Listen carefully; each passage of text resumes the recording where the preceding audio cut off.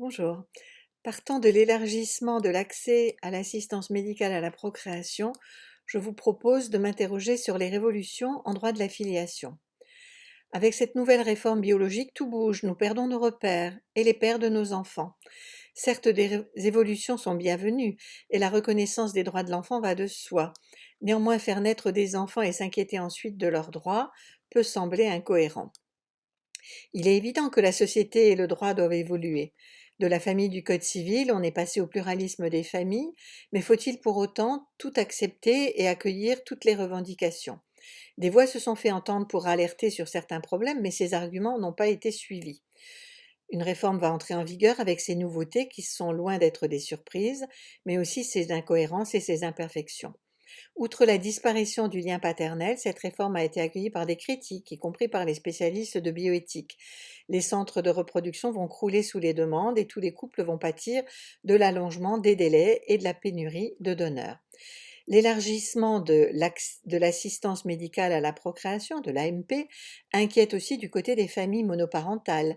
Il est regrettable que l'accès des femmes seules à l'AMP ne soit pas mieux encadré, et les familles monoparentales comptent parmi les plus fragiles.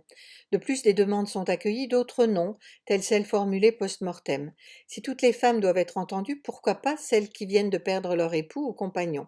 Qu'en est-il aussi des femmes sans utérus ne pouvant pas porter elles-mêmes leur enfant ou ayant subi une ablation des ovaires? Quelle est la logique dans cette évolution qui prend la forme d'une révolution? La loi modifie le droit applicable, mais le regard de la société a-t-il changé pour autant que ça? Pour imposer ces mutations, on a le sentiment que tout a été bousculé. En effet, le projet de loi a été examiné durant l'été, présenté comme prioritaire et conséquemment débattu en séance extraordinaire pendant les vacances, en pleine pandémie de Covid-19. Cela a pu paraître décalé face à l'ampleur des problèmes familiaux liés au virus.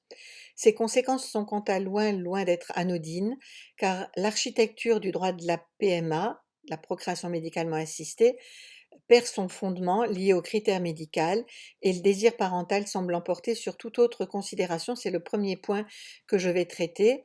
Et surtout, le droit de la filiation en subit les retombées. La filiation volontaire écartant la filiation biologique, mais aussi la voie de l'adoption, et ça sera mon deuxième propos. Donc tout d'abord, le droit de la filiation, le droit de la PMA rénové. La réforme entend encadrer les pratiques et les techniques médicales tout en élargissant leur accès, mais elle ne va pas aussi loin que certains espéraient, même si sur certains points elle opère une révolution. Il en résulte quelques incompréhensions. Donc tout d'abord, le nouveau cadre de la PMA. Si l'élargissement de la PMA à l'ensemble des femmes a retenu toute l'attention, la réforme ne se limite pas aux projets parentaux. Beaucoup d'articles sont retouchés en ce domaine, néanmoins, et le fondement même de l'AMP est affecté. Donc on assiste d'abord à la disparition du critère médical. La nouvelle loi bioéthique ne se contente pas de corriger ou de compléter, mais elle bouleverse des données instaurées en 1994, car désormais l'accès à la PMA est ouvert à toutes les femmes sans critère médical.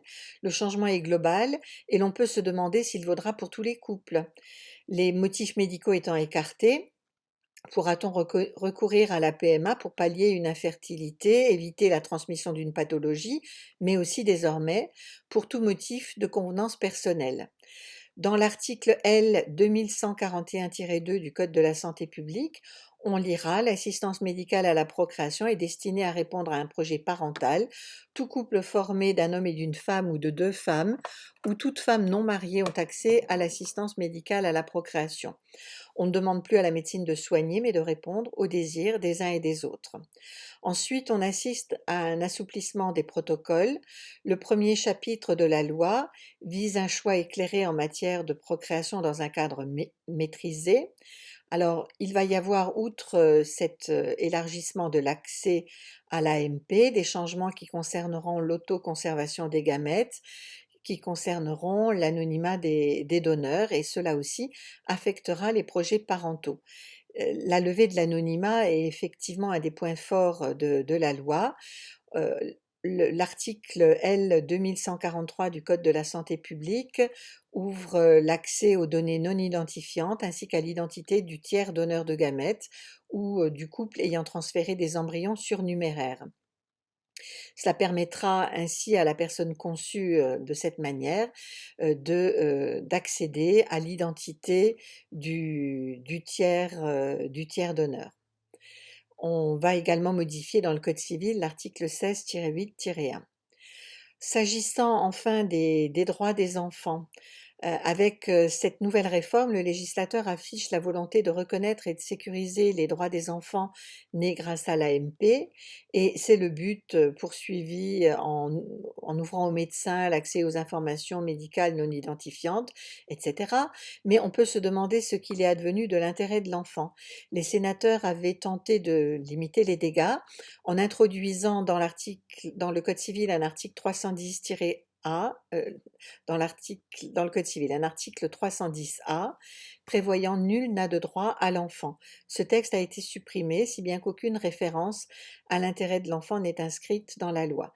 Alors certes, l'enfant qui est visé par le projet n'est pas encore né, il n'a pas encore de droit, mais effectivement, on peut se demander si ce n'est pas plutôt la reconnaissance légale du parent d'intention qui est au cœur de la réforme, et donc un droit à l'enfant.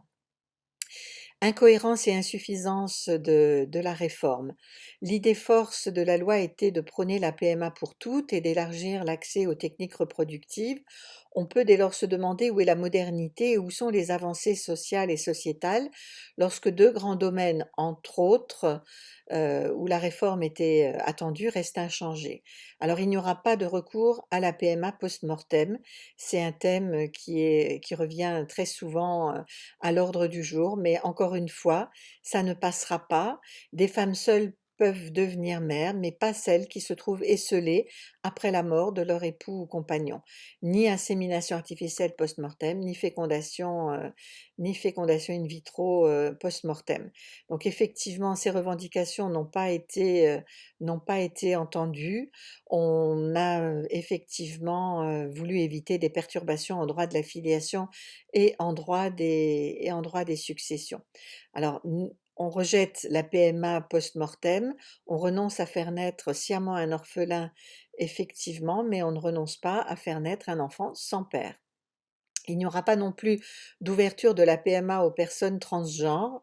Alors depuis 2016, des personnes transgenres peuvent changer de sexe sans être stériles.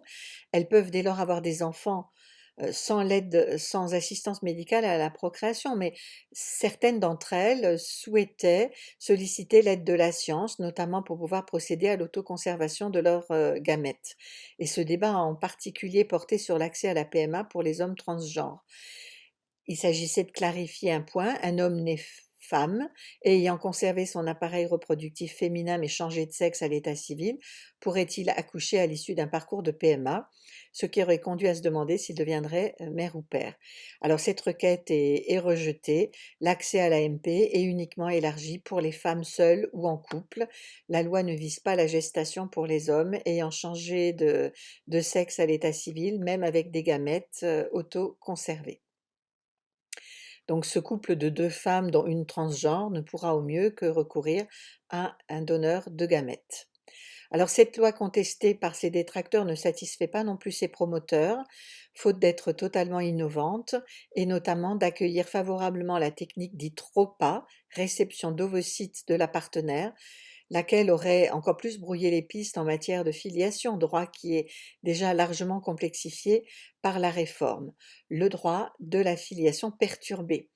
Effectivement, le nouveau mode d'établissement de la filiation lié à la reconnaissance anticipée conjointe révolutionne la maternité et ébranle des principes juridiques, dont ceux liés à la vérité biologique. Ça sera mon premier point, mais cela conduit aussi à dévaloriser le droit de l'adoption, point que j'aborderai ensuite. Donc, quelles sont les retombées de la réforme sur la filiation biologique?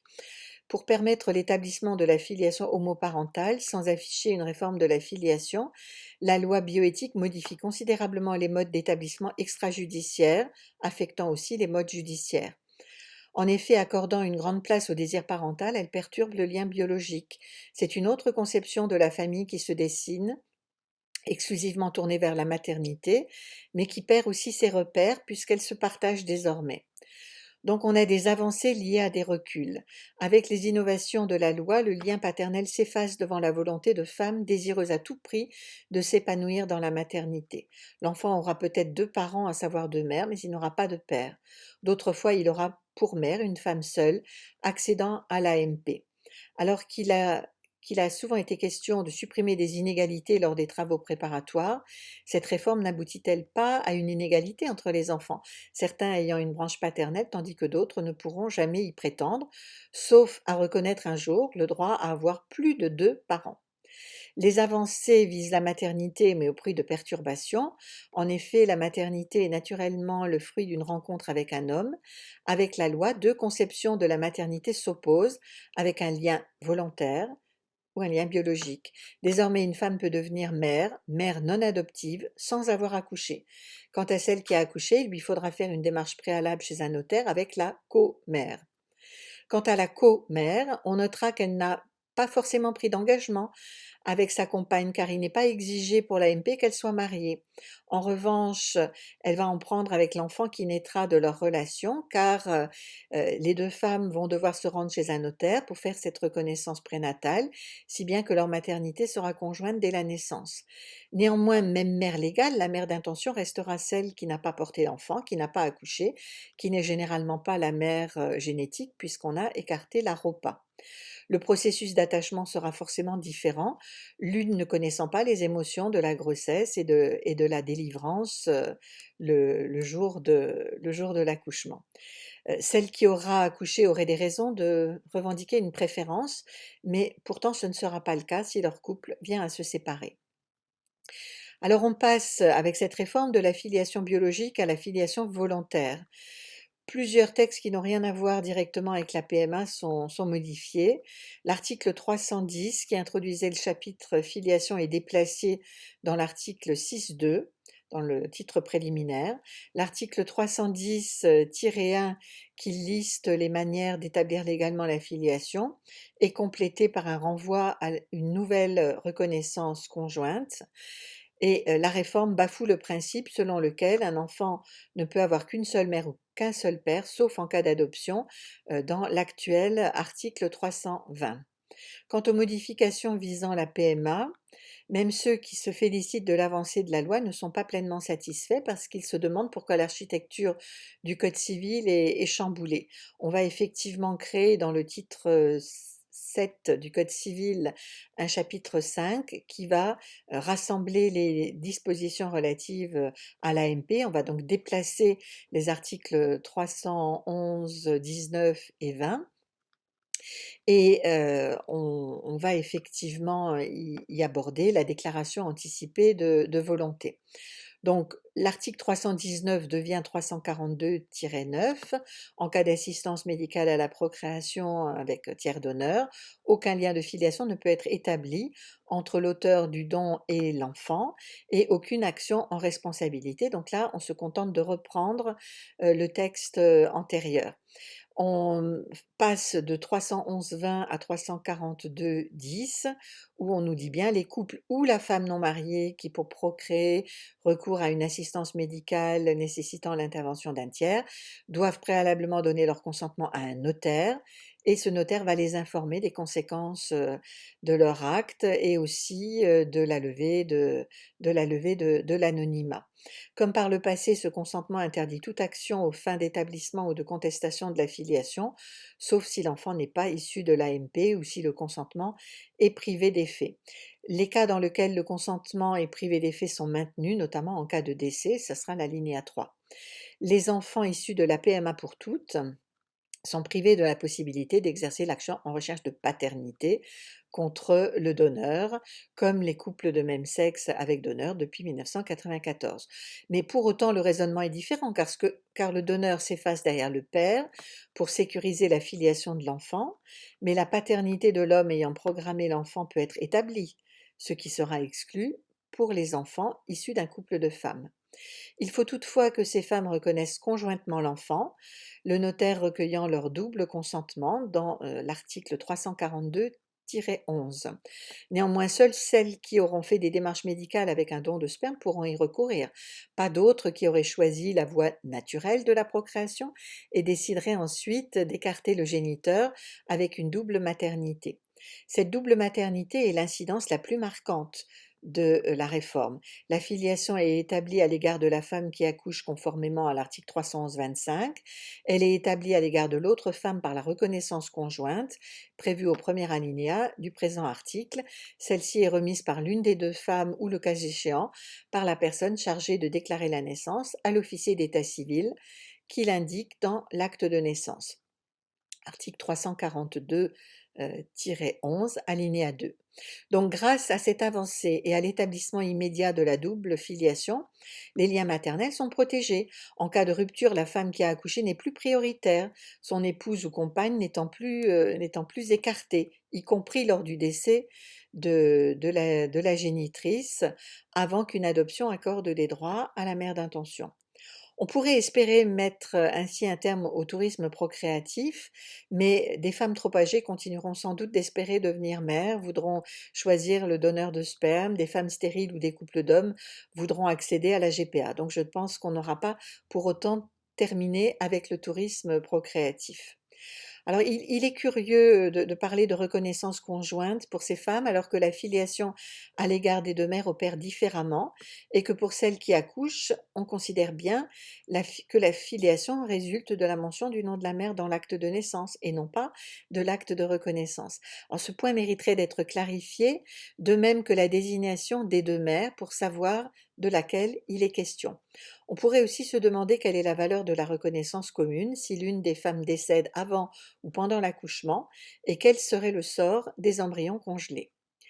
Alors, il est prévu ensuite que tant que la filiation ainsi établie n'a pas été contestée en justice, elle fait obstacle à l'établissement d'une autre filiation dans les conditions du présent titre.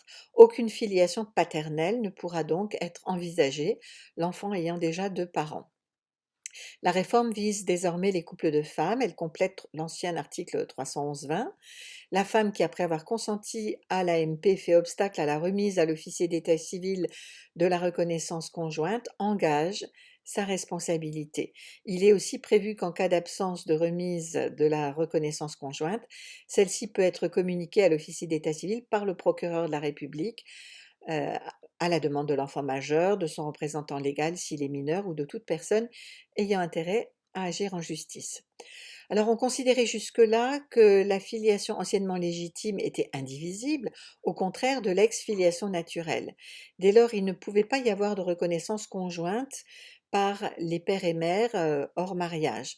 La reconnaissance émanait soit de l'un des parents, soit de l'autre, mais effectivement, avec les changements opérés par l'ordonnance de 2005, lorsque la mère n'avait pas pensé à faire la démarche pour reconnaître son enfant, la jurisprudence considérait qu'on pouvait recourir à des équivalents de la reconnaissance.